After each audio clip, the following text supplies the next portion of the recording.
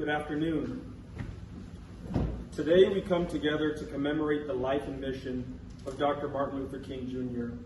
His life is emblematic of what we should all strive to be as citizens. His is a story of triumph and tragedy. It's a story that talks about the promise of America for all Americans.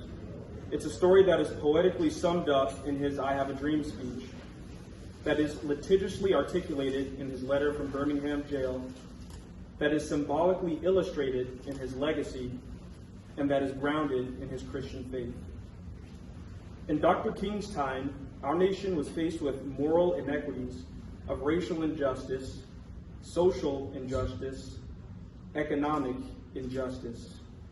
It is sometimes hard to remember our history when so much is being made all around us. It's hard to fathom how far we have come when we still have so much further to go.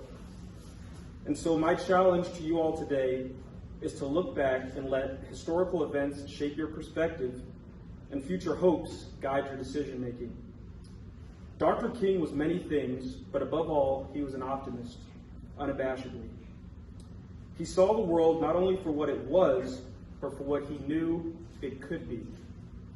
As we look at our fellow Americans in these tumultuous times, as we watch the news and see cities in flames, Capitol buildings under siege, global pandemics bringing the world to a halt, let us never forget that we have the power to shape our tomorrow. Regardless of what may appear to be overwhelming odds, we shall overcome. If it helps, think about the times in which Dr. King was fighting. In the 1960s, as the civil rights movement was gaining steam, most people forget that the country was in the middle of the Vietnam War. Neil Armstrong was stepping on the moon, and a beloved president was assassinated. The 60s, too, must have seemed like a crazy time to be alive. And so it's always important to provide some historical perspective when dealing with difficult times. Just as the freedom fighters with Dr. King knew they had an obligation to make the world better, so do we. President Reagan once said that each generation must renew and win again for itself the precious gift of liberty and the sacred heritage of freedom. The civil rights movement's contribution to the political discourse in hopes of shaping a better society for all Americans was their generation's contribution. The onus is now on us to do our part, all of us together. As I stand here today, I think it's important to remember that MLK was not just a black hero, but an American hero. It's incumbent upon all of us to remember that in his dream for a more perfect union, that there was a place for everyone, black and white, Catholic and Protestant, Jews and Gentiles, all enjoying the gifts endowed to us by our Creator with certain inalienable rights. I'd like to take a moment to share a story of an unknown hero, a man named Walter Reuther. He was the president of the United Auto Workers Union, one of the largest of its time.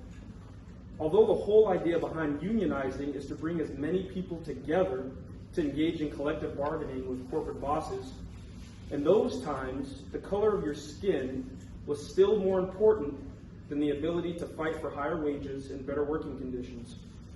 This was the environment in which that hero was made.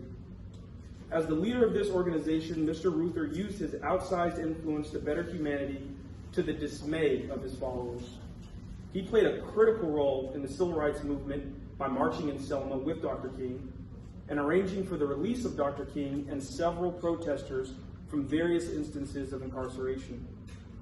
He helped finance the march on Washington and even delivered remarks from the steps of the Lincoln Memorial shortly before Dr. King gave his I Have a Dream speech. What makes his impact so important is the fact that, if you haven't guessed by now, Mr. Reuther was white. It's so important to note this because we all have a responsibility to help one another, never considering even for a second that movements which seem to be exclusive to a particular group don't need or wouldn't welcome someone because of the perception that they have less to gain. I don't know who said it first, but I know who made this quote famous. We must be the change we want to see in the world. Barack Obama. I hope these words have inspired you in some way to think about your impact on society. Thank you for coming and commemorating the life of an American hero. Thank you, Chaplain, for inviting me to do this and be here with you. Thank you, and God bless.